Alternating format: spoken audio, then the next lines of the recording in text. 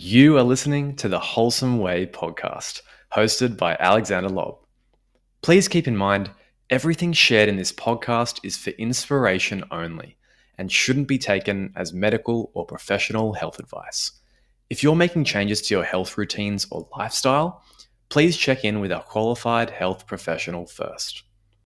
This episode will begin in 30 to 60 seconds. During that time, you're going to hear a few words from two of our very generous sponsors of the show with some pretty awesome offers. So listen to this. And now, on with the episode.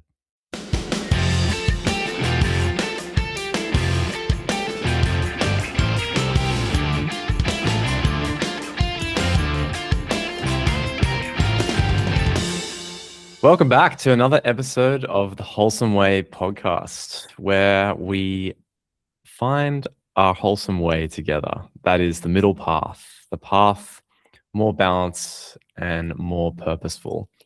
And a big part of this podcast is getting the advice, getting the guidance from other health and wellness gurus, experts, people who have lived their wholesome way and found their wholesome way on their own, and sometimes with a lot of help.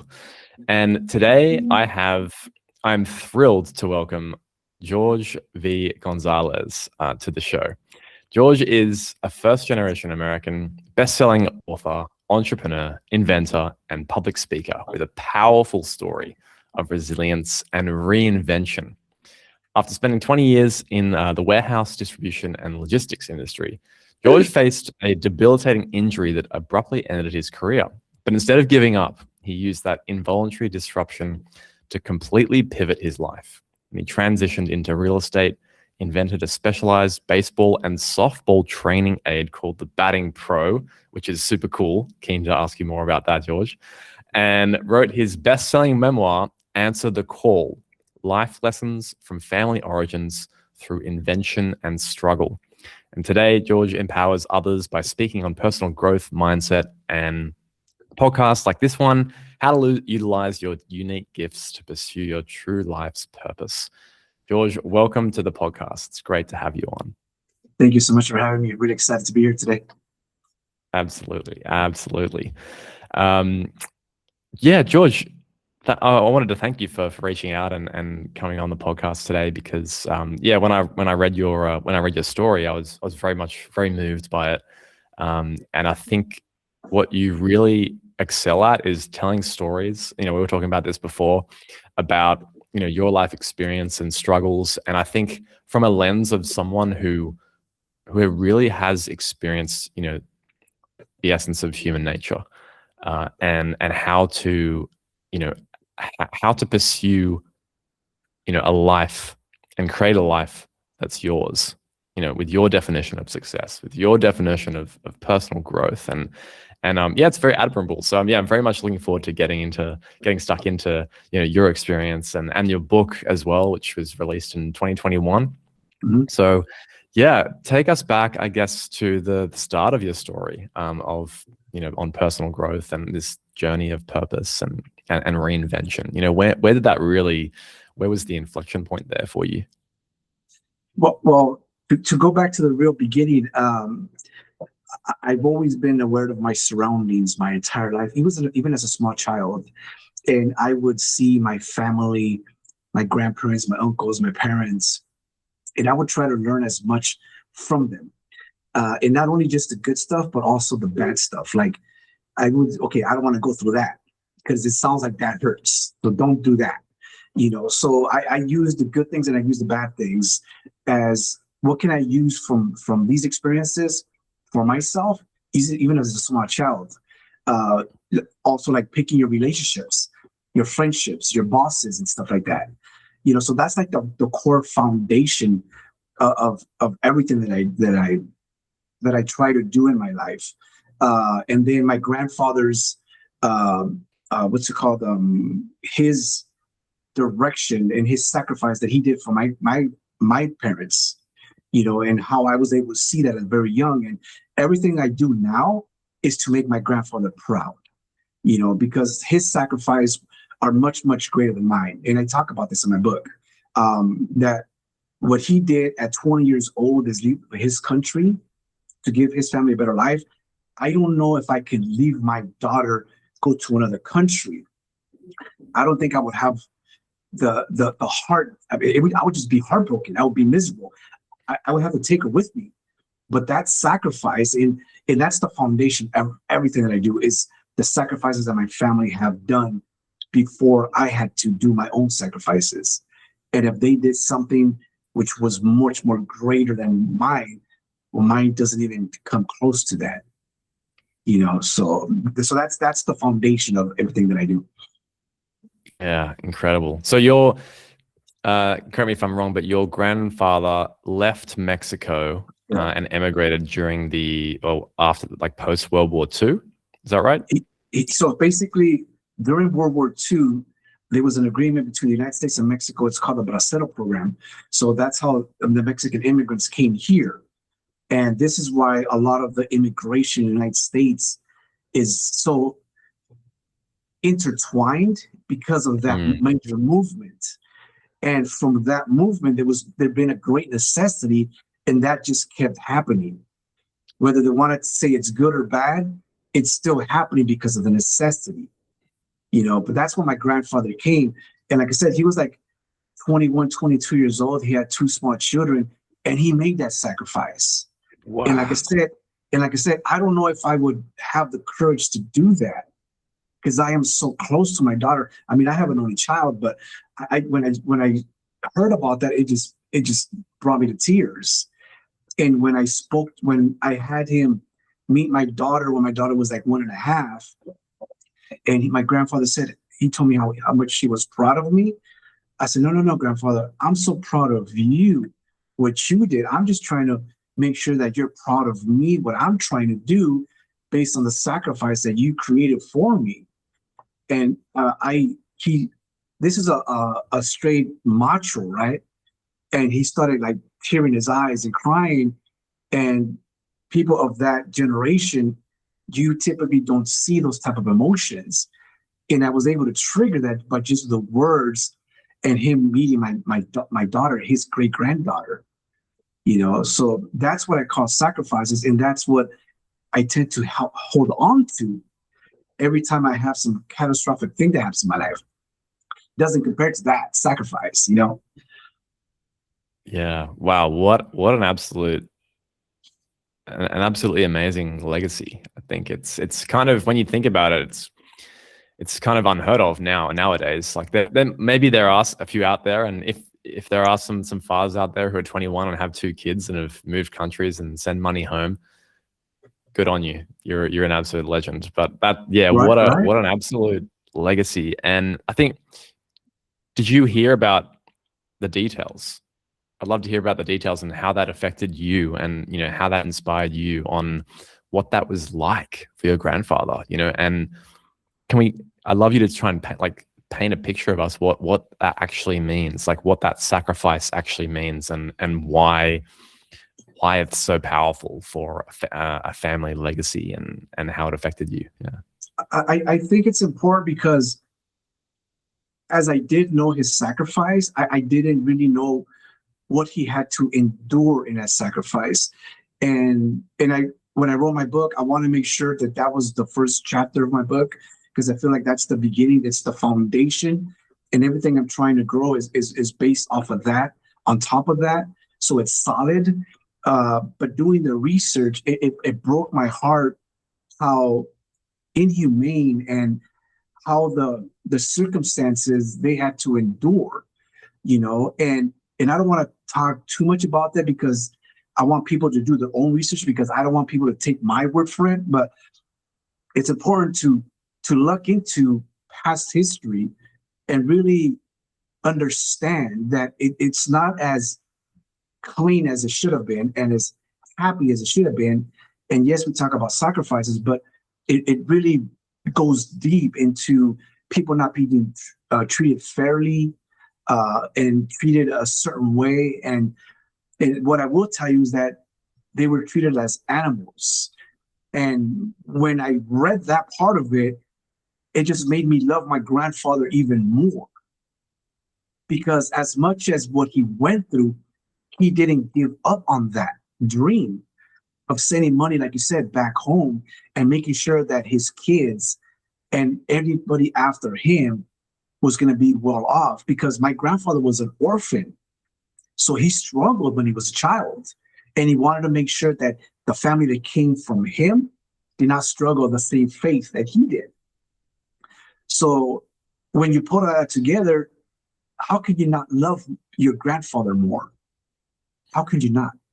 And when something bad happens to your life, how can you give up knowing that he sacrificed that and he was able to endure that? Nothing comes close in comparison at that point. Incredible. So with your book, obviously it's kind of like I guess a memoir of your story and your family's history, from Mexico to the United States. Tell us a bit about the book, like how it came about, why you decided to write a book, and just break it down a little bit on the subtitle as well. It's because it's very thought provoking. So I'd love to hear your I guess the history behind how that came to life and what it was like, writing a story about essentially you and your family's history. I'm glad you asked me that, because the very first instance where I knew that I wanted to write something was also a very dark time in my life, where my father was an alcoholic, and he was given 6 months to live from alcoholism at the age of 45. And we, as a family, collectively, we refused to accept the fact that my father was going to die in 6 months. So we are big believers in natural medicine, natural products. So we gave these things to my father. But previous to that, I was the one that took my father to USC Hospital in LA, where the doctor asked me to tell my father, I need you to tell your father that he has 6 months to live. I was like in my early 30s I was in my mid 20s when I had to tell my father, Dad, the doctor says you have 6 months to live. Whoa. And I had my little sister in the room. She was like 10 or 11, which it's funny because I completely blocked off that my sister was there that day because of the news that I had to give my father. It wasn't until I wrote my book that my sister reminded me, George, I was there with you that day. So that's how traumatizing that part of my life was, And I remember getting out of the doctor's office and walking to the parking lot to come home. And I thought, this story has to be told. The story about substance abuse, alcoholism, this story has to be told. My father was just given 6 months to live. I mean, my family's going to be destroyed. It's going to be, we're going to go through certain emotions and experience certain things that we're not used to experiencing. But at that particular time, I mean, I was so young. I was really not ready for what the next chapter in my life would be, that I didn't know how to put it out there. But I started writing stuff down. I notes of how I felt when when my father was given this news when he got sick. So just making notes roughly as I could, because I didn't even know how to write stuff down either, how to form things. I mean, I didn't know. I was just writing stuff down. And it wasn't until the pandemic where I was called to write it during the pandemic. That's why I wrote it during the pandemic, because God just put it in my heart, and I tried to ignore it for like 2 weeks, and he wasn't having it, and I was just struggling with it. I'm like, okay, I get it now. You don't want me to let this go. And I started that process. But in that process, I knew that wasn't going to be the first story, and I knew that the first story had to be my grandfather's story. And that's why that story is first, and then my father's story is second on the book. Yeah. Amazing. And then I imagine, you probably got a few chapters on, your injury, which put you out of work, unemployed for 3 years. Yeah, Tell us a bit about like that. That must have been like one of your, lowest points, yeah. in your life. And I would imagine, I'd love to hear, your take on it, but it would have formed like the foundations of this whole idea of reinvention that you've gone through, and experimentation through life, because life is a gift. And you've sort of just, it was kind of like a wake-up call for you, I guess. Would that be right? Yeah, that definitely was the beginning of the dark phases in my life. And at the early stages of it, I didn't realize that that would be actually the reinvention beginning for me. Again, I come from a hardworking grandfather making sacrifices for the family. My father too, he also came from Mexico after my grandfather came. So it was my grandfather, then my mom, then my dad. So then that family came, and I couldn't, I didn't feel like a man when I got injured because I couldn't provide for my own family. So I had these strong male figures in my life, hardworking, making sacrifices, and here I am in this very sensitive position that I didn't feel manly at that time. And I fell into depression. I got hooked on these medication that they were giving me because I was in such much pain. And afterwards, the physical pain, it was emotional pain. It was my ego. And I just consumed more of that medication. And it wasn't until one day I looked at myself in the mirror after my brother told me, what's wrong with you? He's like, what do you mean? It's like, I don't know. There's something wrong with you. I mean, I feel fine. He's like, no, there's literally something wrong with me. He didn't realize that I was getting addicted to those drugs. Mm. And when I looked at myself in the mirror, I saw a drug addict, is what I saw. So I got off the medication, and I made a commitment. I was like, whatever thing comes to me, whatever emotion, I'm going to face it head on. I know God's not going to leave me alone in this, in this dark. I know that because my faith has always been strong. And I made a decision to whatever emotion that came at me, the depression and everything else, that I was just going to go fight right through it. And at first I was scared. I'm not going to lie to you. I was extremely scared. But the feeling that came over me and the protection feeling that came over me, it allowed me, it almost, I'm not going to say it's easy because I'll be lying to you if it was easy. But with him, it was easier with him. And he allowed me to get out of that within about 6 to 7 months. But I was in it for 3 years. Within 6 to 7 months, I was out of it. And at the end of that, that's when I got my real estate license. At the end of that, because I asked, okay, now what? What am I going to do? I'm injured. I'm not working. I mean, what am I supposed to do? And he put it. I heard that whisper. It said, real estate, like soft, powerful whisper. And that's when I knew that he wanted me to get my real estate license at that particular time. And that's when I was able to grab everything that I've known from before, repackage it, and use my real estate license. And then that's how kind of I took off from there. Yeah. Okay. Interesting. So, okay. So you kind of attribute your journey, a lot of it to God, right? Or to listening to God. Mm-hmm. How much of that is your intuition, and how much of it is your idea, and obviously your journey, like your idea of success, your vision, and how much of that is God's plan? How do you distinguish the difference? Is there a difference, or would you put in your intuition under the same umbrella as your faith? We'll call it faith because not everyone believes in God. They might believe in a higher power, but yeah, do you think that they come under the same umbrella, or are they different? And how do you identify which one's which? I think that's a very great question because it's something that I do talk about a lot, actually. I've always known since a very small child that I was special. And I've always felt that God had a plan for me. But at the very early stages of your life, you don't really understand that because you haven't even lived life yet. I mean, really, what do you really got to offer, right? You just know you're special.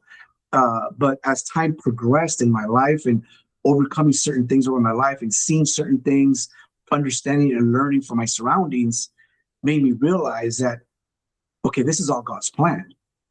You know, when for the first time where I found out that I almost wasn't born, you know, that I was almost suffocated at birth, to then be born, to of a thought of my mother saying that I can't have this child, just a thought, and her getting past that thought, and I was born, you know. So all these things that I overcame just in the early parts of my life, and then falling off a 30-foot slide and only breaking my arm, but I could have broke my neck, and that could have been it for me as a very young kid.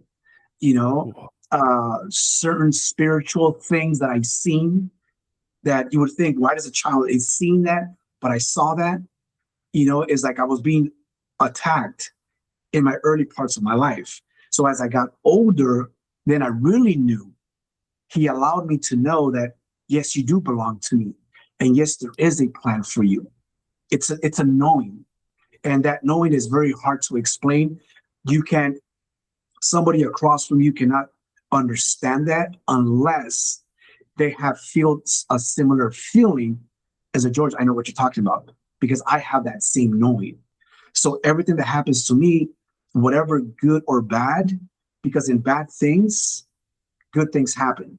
You're able to, because that's what he does. He uses the bad experiences as a positive thing. And that's really been for me, my experience is that it's not separate. It is together, because even when I exit a bad thing, I know this is all God's plan. He's going to use this. And even as I'm just going into it, I know I'm going to get my ass. Sorry, I'm going to get beat up in here, but I know when I get out the other side, you know, he's going to use that for my good. You know, and I truly believe that. I truly believe that it's not separate. For me, it hasn't been. It's all together, and it's always the knowing that he's going to strengthen me through this. He's going to make me more wise. There's going to be a lesson that he wants me to share from this. And everything that I talk about is a combination of everything that he allowed me, he carried me through, he trusted me through it, and I made it to the other side. Yeah, even if you don't have a traditional faith like in God, in a God, I think it's a really important point that we need to not look at our challenges and our roadblocks as in a way that in a way of self-pity. It's kind of like, oh, this is happening to me again. Like, if something is happening to you again, that's a pattern. Like, someone or something is trying to show you that you're meant to learn a lesson here, and you're not learning it, and it's knocking on your door like every single day. So I think, and you mentioned a lot, in your content that everything happens for a reason, and I think that can be overused sometimes, but I think there's a lot of truth to it. That especially in the example that you've given, is that everything does happen for a reason, and your job is to work out, what you need to learn from that experience or that situation, and how can you grow from it. You have a very positive frame of mind around it. So I guess was there a point, maybe it was within those 3 years when you were out of work, when you really struggled to see the lesson in the challenges that you were being faced with, and what really allowed you to overcome that and recognize the lesson, and how did you make that easier for you going forward on all the challenges that were coming forth? I think that the biggest thing when that particular thing happened to me with the 3 years is that at first I didn't understand why I was going through it, because it was my first time going through something like that, and I've always considered myself a very good person, a very helpful person, a very loving person, that I didn't feel that I deserved that. And I think that was the hardest part for me, which I think that's what triggered the depression actually, is because I didn't understand that, wait a minute, I don't believe I deserve this. Well, it wasn't that I didn't deserve it or did deserve it. It was the fact that I was going to have the courage to speak about it. So for that reason, he trusted me with it, but I didn't see that at the beginning, and I'm going to be completely honest with you, and because I want people to understand this, is that for a very long time, as much faith as I do have, I was never able to read the Bible. I would open the Old Testament. It was just too complicated, so I wouldn't read it. It wasn't when I was going through this that I finally opened up the Bible and I started reading the New Testament. And that was much of easier read. And the funny thing happened though. Some of the stories in that book that had nothing to do with me had everything to do with me. So people that experienced things in that book is some of the stuff that I was experiencing at that particular time, in real time. Wow. So I'm like, wait a minute. So what you're saying is that these individuals that people have read for many, many years, are in this book, and I'm going through something similar to what these individuals have gone through. This dark time of mine.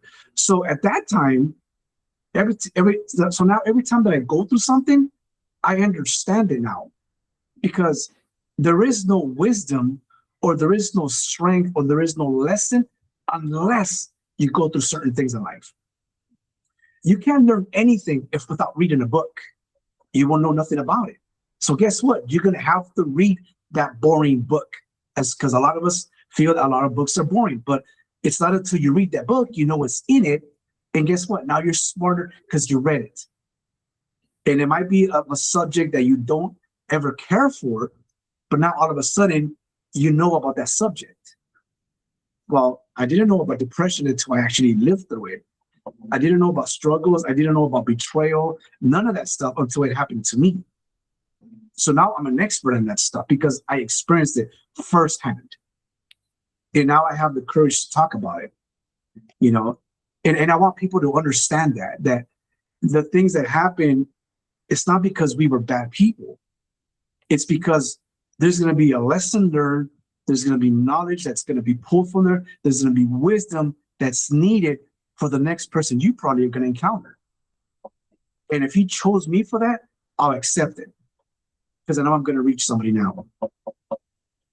Yeah, absolutely. And I think if you find yourself, with a book in your hands and you're reading it, like, there's a reason that in a way that book came to you while you're holding it. Like, it obviously, you were in the right place at the right time, and that book was there, and you chose, like, you had the free will to pick up that book because there's something about it. Even if the topic was like completely irrelevant to anything that you've ever read before, nothing is ever wasted. I think that's one of the previous guests that came on the podcast, Rob, and that was something that really struck a chord with me. It's like, it's so true. Nothing is ever wasted. And I'm sure that you have a lot to say on that, with the variety of professions and experiences that you've been through, all through inventing, real estate investing, speaking, distribution and logistics. Like, these things, they're all different manifestations of our lives as humans. And I think there's more crossover than we think, I reckon. But one thing I did want to touch on, because I know listening to previous podcasts you've been on, something that really has affected you is this idea of, like, you mentioned I didn't deserve that. I didn't deserve this injury, because you believe that you were a very compassionate and generous person. And, I know that you used to be like the organizer and, organizing all the events with people and friends. And and giving so much, but nothing nothing is being received in return, or people just giving you, the cold shoulder. And I can really relate to that as well. Like I'm also the organizer, I was previously in my friend groups, but then I realized, you know what, like I'm gonna take a back seat in this one now. I'm just gonna focus on myself a little bit, and you can still be compassionate and generous. Don't get me wrong, but yeah, tell me a bit about your experience with that, and when it sort of shifted, when you started actually receiving things again. Was it a mindset shift? Was it an energy thing? Was it an emotional thing? Yeah, tell me a bit about how that changed for you. It's funny because having this conversation also with my daughter helped me to realize a few things, right? So we do things because that's our character. And then we give a lot, especially me. I mean, I'm either all in or I'm all out. And when I'm in, I'm going to give you everything. I'm like, are you okay? Do you need anything? Do you need me to connect you with somebody? I mean, how's your finances? Oh, you need a job? I'm connected with this guy. I'm that guy. I'm that person.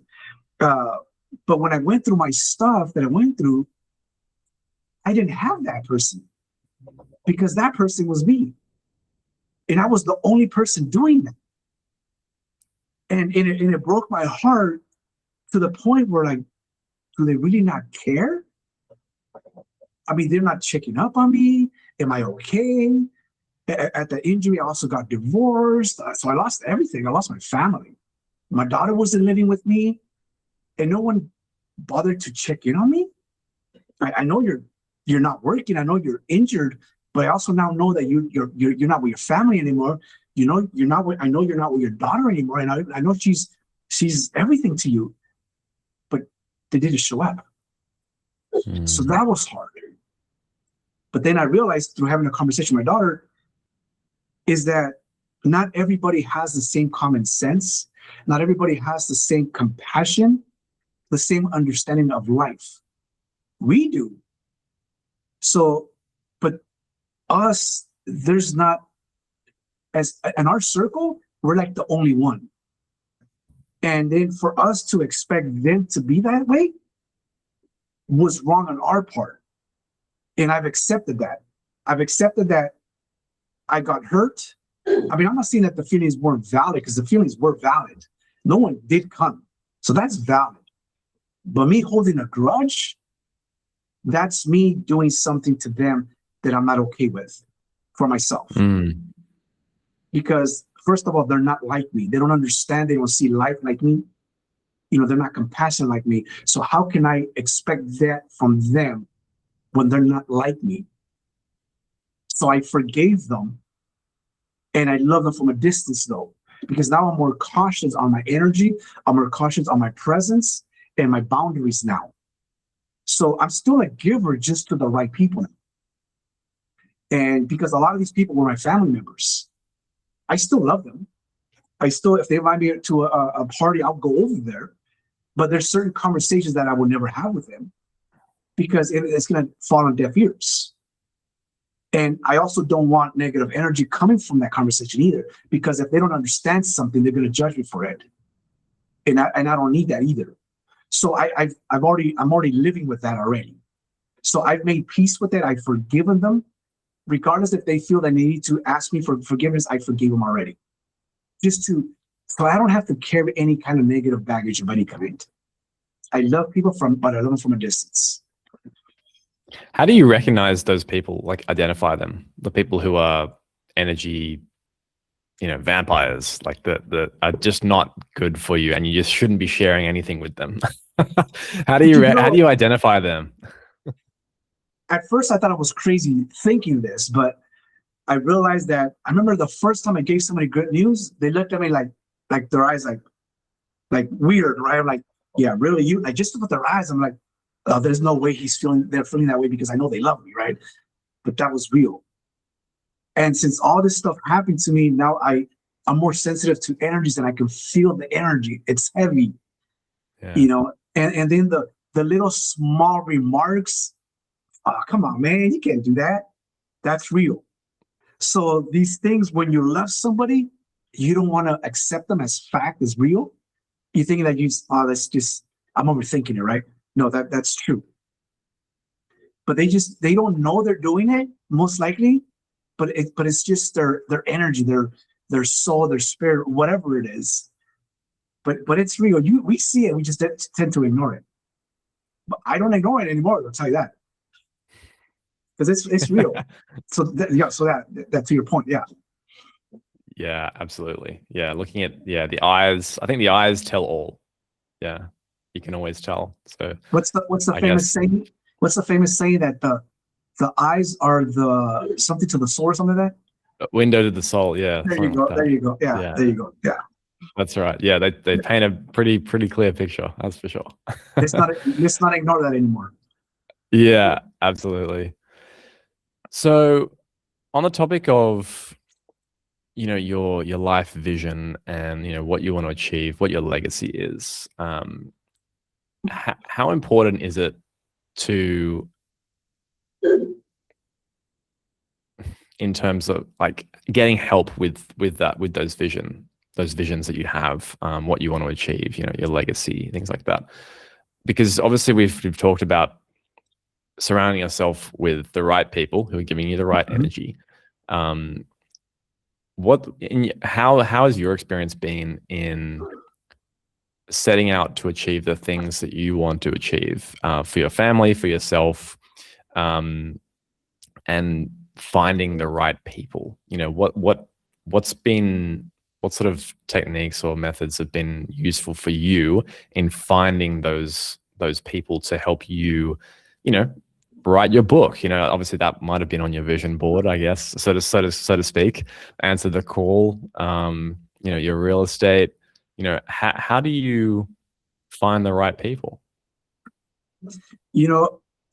I think that we first have to start with believing on ourselves first, that we are capable of really having the courage and pursuing what we believe is our purpose, using our gifts, our talents to get there. And as we progress with that, with all faith that we're not alone, because we're not, and as much as a lot of people feel that they are alone, we have guides around us. And these guides, we may or may not be able to see. And sometimes somebody will come in for a moment and just congratulate you on something that you just did, pat you on the back, just to give you that reassurance that you're headed in the right direction, and not ignoring just those small little nudges. It might be one day you're going to a donut shop, you might see a homeless guy outside, and you might get this feeling, this overwhelming feeling, it's like, I gotta get him something. And you get him something because he didn't ask you for anything, but you just, in your heart, to give him something, and then he just says back, God bless you. And just not ignoring that message, so keep going in that path, believing in yourself and not ignoring these small little nudges. And at some point, the right people will join you in that path. Like getting on the podcast like we are today, you are helping me right now share the message of Answer the Call just by allowing me to be on your podcast. And then yourself, will be willing to hear my stories, my experiences, and things that I've overcame to help you in your journey in the future. You know what? If George didn't give up, I'm not going to give up, because I'm with him. Me and him are the same. We talk the same. We got two hearts. We got two eyes. We both can speak. We're good. We're the same. He might be a little ahead of me or right behind me. Doesn't matter. But if he's doing it, I'm doing it too. And then also, I'm going to show people that then I am capable of doing this. Whether it be a family member that believes in you, maybe a grandfather, a parent, a father, or even a child, a sibling, your neighbor that might see you all the time. Oh my God, you're always high-spirited. Whatever you're doing, please keep doing it, because I enjoy seeing that smile. I mean, we don't know how many people we're touching just on doing that. So we have to be constantly reminding ourselves and not let these people down. That's beautiful. I think it's hard to it's hard to for some people, I think, to see the positive side in things and notice those signs, and also give yourself permission to, give yourself credit, I think, Yeah. for the great things that you're doing in your life. We tend to be very self-critical, and we can get, caught in that loop of, not believing in ourselves, as you said. So yeah, I can totally resonate with that for sure. Moving on to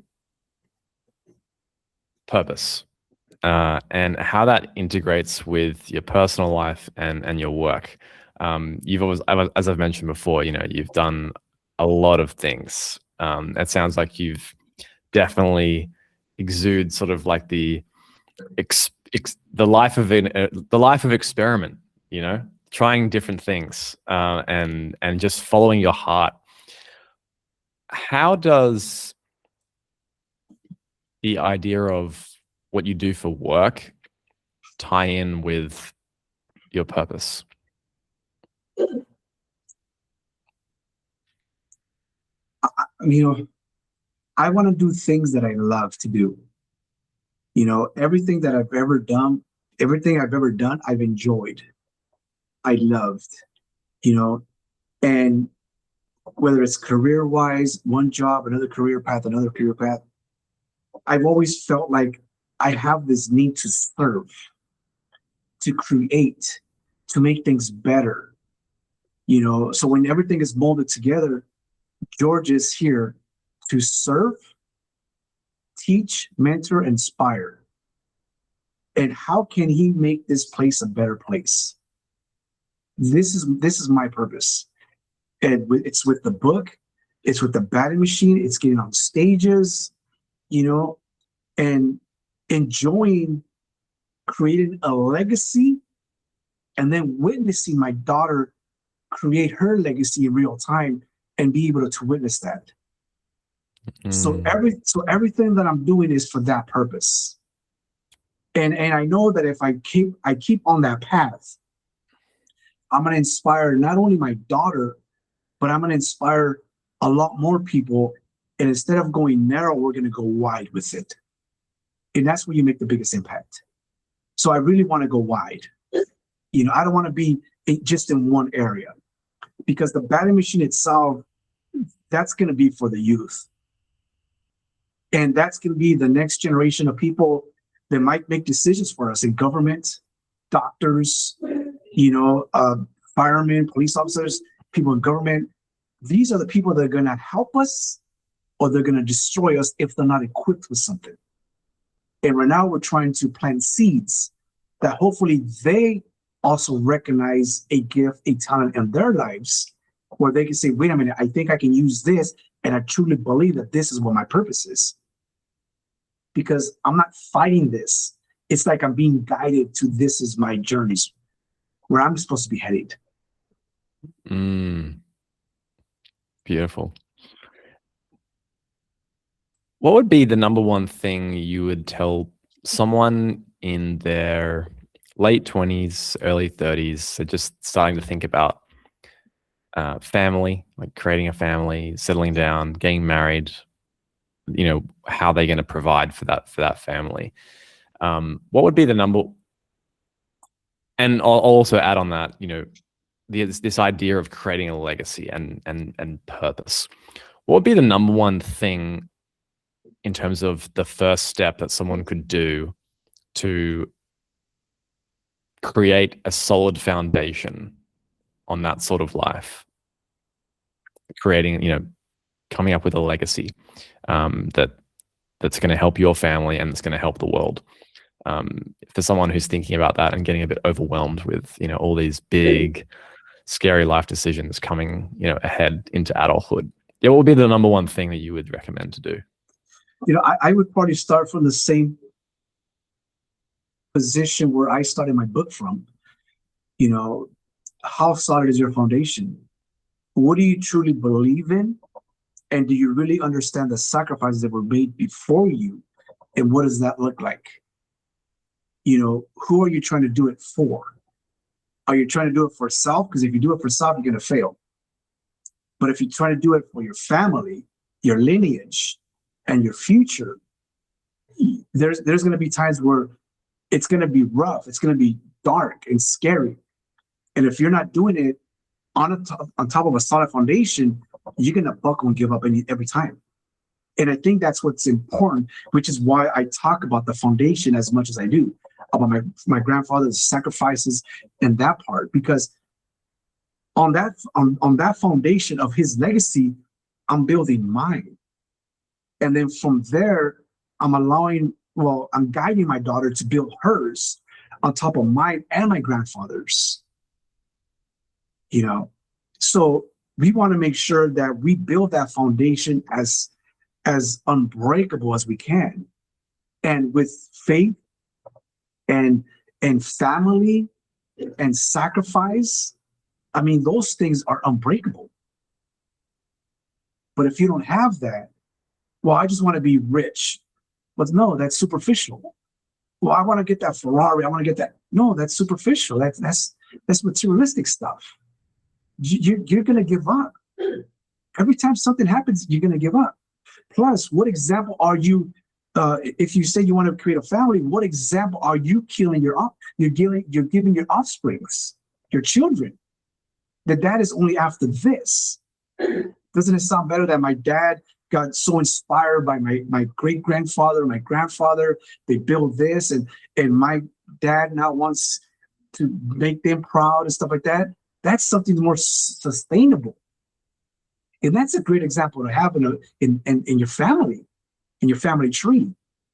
So I think that's the most important, is the foundation where you start. Why are you doing it? Nowadays, people call it the reason why, but we have to dig deeper than just the reason why. This is the foundation, and this is why I'm creating this. And then from there, you start asking the questions, well, what do you like to do? What are you good at? If money was not an option, what would you want to do for the rest of your life? And it should be seated on the two things that I just mentioned. What do you like to do? And what are you good at? So either you waste 30 years and find out, wait a minute, I was always good at this. Well, you've known this since you were 21, but you kept ignoring that. Now when you're 30, 40, or 50, I'm good at this. I wish I could do this. You always had the chance to do it, but you were too afraid to do it. Because we already know what we're good at. We already know. But sometimes it's not time yet. But we're creating this knowledge, this wisdom, the story. We're packaging it together. So then when we have it, we're able to launch it. Sometimes it's timing too. But we're creating the product, or we're creating the service. But when the time is right, I'm telling you, you're going to get that nudge, and there's no way of ignoring that. You can't. Your life will be miserable. You'll feel out of place. You feel like you don't belong.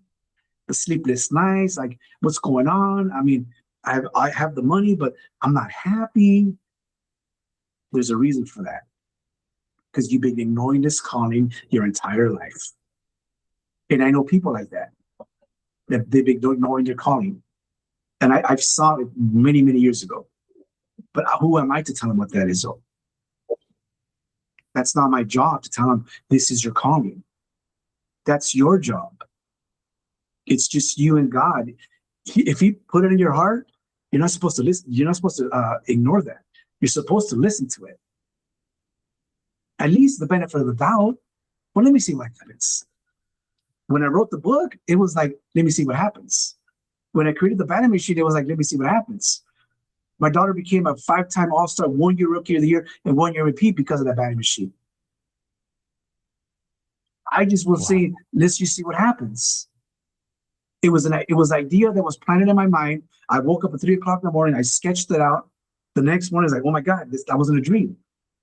And then I created it, and look what happened with it. Yeah. Wow.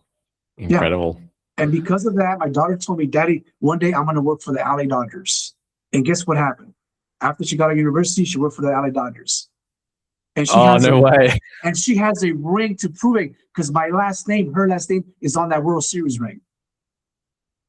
She became a world champion, just like she said she was, from the batting machine that we created together. She knew she wasn't. She knew she wasn't going to play for them, but she knew she was going to work for them, and she did that. She made that happen because everything we did with that batting machine, her on that field, knowing it. I know I'm not going to play for them, but I'm going to work for them one day. Yeah. Wow, that is And a it's- beautiful story. and- I did not and- know that about the batting pro. Yeah. And as a matter of fact, yesterday at Dodger Stadium was ring day, and I just got a third ring. Oh, look at that. So now I got That's a beauty. 2020 world champion, 2024 world champion, 2025 world champion. And she was working there at 24, 25. Oh, wow.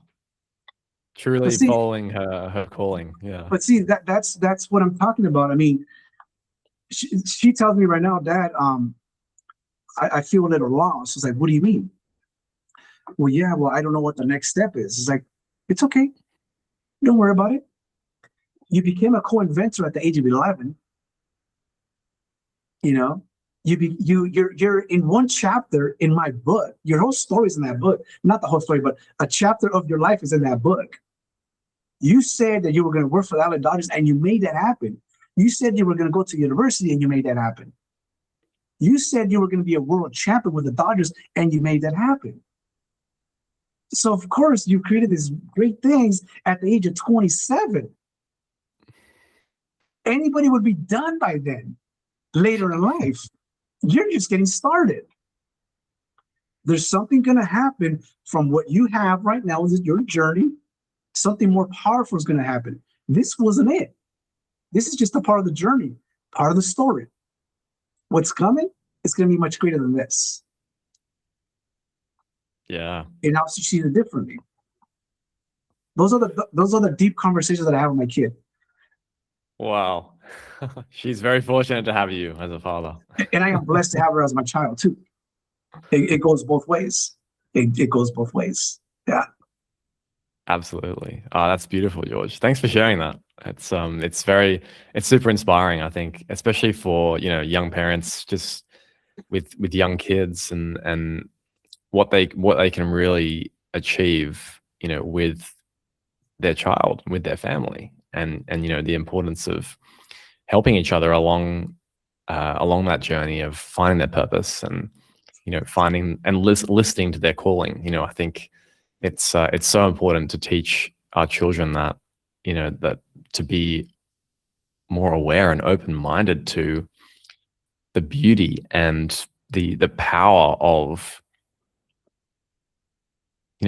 faith and life and listening to yourself, intuition. So I think you're definitely an inspiration in that sense and a benchmark to look forward to. Yeah. The most valuable inheritance that I want to leave my daughter is for her to know the story, and what I've already given her is much more valuable than anything left behind as far as monetary or anything material. Yeah. Anything material is what I've already given her. What my grandfather gave me, what my father gave me, what I'm giving to her is much valuable, and it can take us farther than anything else. And the only thing that I'm not happy about is that her story, as great as it is, only a handful of people only know about it so far. And I cannot wait to the day that she makes a decision just to put it out there. Because I will be the #1 fan, I kid you not. Because it's a grand story. It's really a grand story. Yeah. Absolutely. Or maybe you can have her up on stage one time. Oh, I have. Oh, yeah. I took her on stage and I took her on podcasts. Oh, they love her. But I want a lot of people to know about it. I want other young ladies to know about that story. I want her to be that person. And not just to young ladies, but just to everybody in general for the next generation and anybody who needs it. Well, I have a sneaking suspicion that will happen in the future for sure. I believe it on the current path. Yeah. I believe it in my heart with everything I got. Yeah, absolutely, 100%. Yeah. Beautiful, George. Yeah. Well, this has been a fantastic conversation. Really down a different path that we haven't gone down before on the podcast. We've kind of touched on it a little bit, but yeah, the idea of like family legacy and faith and yeah, really being, living your life true to that idea of sacrifice and family. So I just wanted to thank you for really bringing that topic to light on the podcast today, George. It's been an absolute pleasure to hear about your story, and it's a beautiful one. Yeah, No, thank you. Thank you for having me. I'm really humbled for the opportunity. Thank you so much. Wonderful. I actually do have a couple of bonus questions that I always love to ask my guests towards the end, just for a bit of fun, if you still got time. Absolutely, 100%. Fantastic. We're all human, so I like to hear the different side of people want to come on the podcast. So, number one, what is your number one guilty pleasure? Number one guilty pleasure.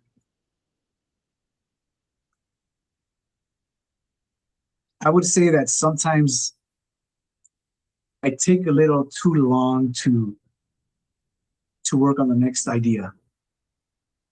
Whether it be Netflixing, maybe just going to a bar, having a drink. I know I got to do it, and I'm passionate about doing it, but I'm going to get to it. So it's been a little bit too lax sometimes. I was telling my daughter that yesterday. There's this thing that I need to do, but I haven't done it yet.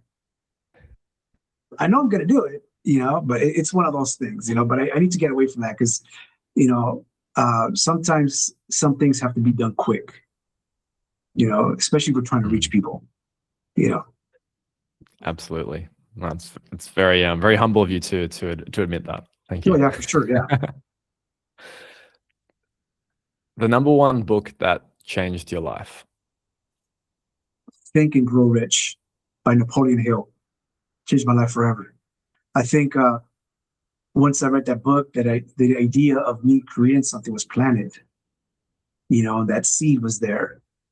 And combination of that, and I talk about this in my book, there was a show called The Big Idea with Donnie Deutsch. When I saw that show, but I had already read the book though. I had already read the book. So those two things, but it was definitely the book was Think and Grow Rich by Napoleon Hill. Everybody should read that book. It'll change your life forever for sure. Yeah, that's come up a lot on my radar. I've got to get it. You've inspired me. Yeah. We've talked a lot about your past experience and your life journey, but I would love to hear if there's just one lesson, one life lesson that's been the greatest for you in your life so far.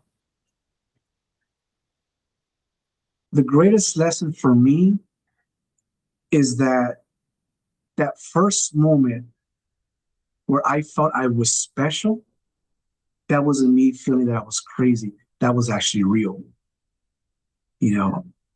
That it wasn't fake.